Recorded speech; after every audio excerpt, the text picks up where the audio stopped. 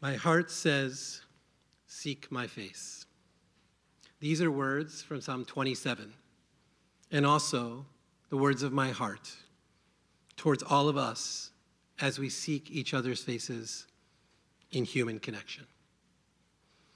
I felt this abundantly on Rosh Hashanah in this sacred space, and through shared meals and conversations with beloved friends over the Chag. In 2023, Vivek Murthy, the Surgeon General under President Joe Biden, issued a landmark advisory declaring loneliness as a public health crisis. Murthy urged us to increase our social connections. I believe everyone has a degree of loneliness in some aspect of their being. I feel that in my day-to-day experience. I see numerous friends, particularly men, who do not have social networks outside their families. I see many single friends who don't have families to spend time with. While the nuclear family is held up as the ideal of fulfillment of the American society, I know that loneliness affects us all, regardless of our family status, our age, or gender. I consider myself someone who has cultivated strong social connections. Although I don't have kids of my own, it has been an honor to be called Uncle Daniel, Tio Daniel, Dod Dani, Crazy Uncle Dan, and even Uncle Chicken Bone by some. I'll tell you that story later.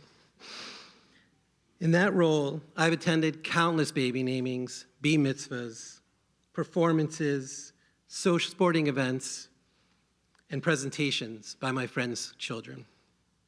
I've also had the pleasure of hosting many families for Shabbatot and various Chagim.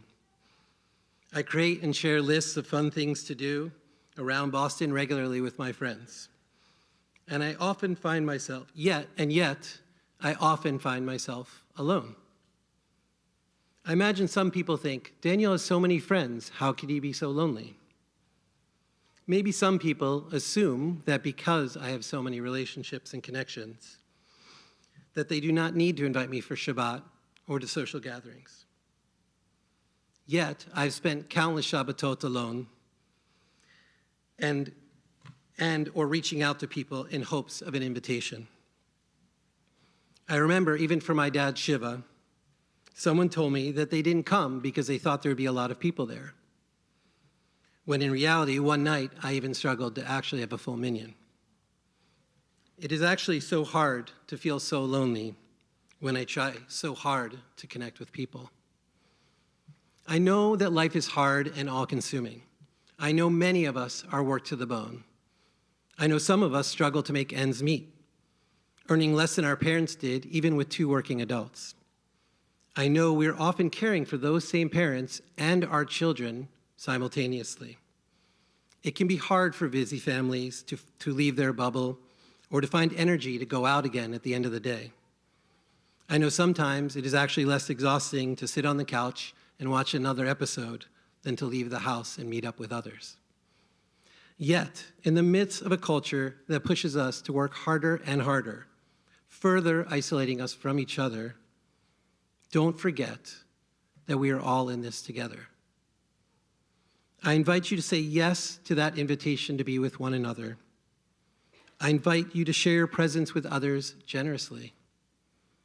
When you are exhausted and really do need to sit on the couch and watch some TV, maybe invite a friend to join you. We are allowed to just come into each other's lives exactly as we are, tired or happy or in need of company or support. Don't worry about putting your house together, or putting yourself together for that matter. Give yourself permission to just show up in all your messiness, in whatever you're actually wearing. I would like to invite us all to be more intentional about connecting, more intentional about creating and strengthening community, more intentional about inviting people, and more intentional about accepting invitations for those who do reach out to us. It could be really fun to go out, you might find. We are multifaceted creatures who need other people to illuminate all the various facets of ourselves. So may it be your will that we notice our loneliness, and from that place of longing, we seek each other's faces. May we allow ourselves to see and be seen by others, exactly as we are. For millennia, we lived fully as communal beings, and this has been lost in the last decades.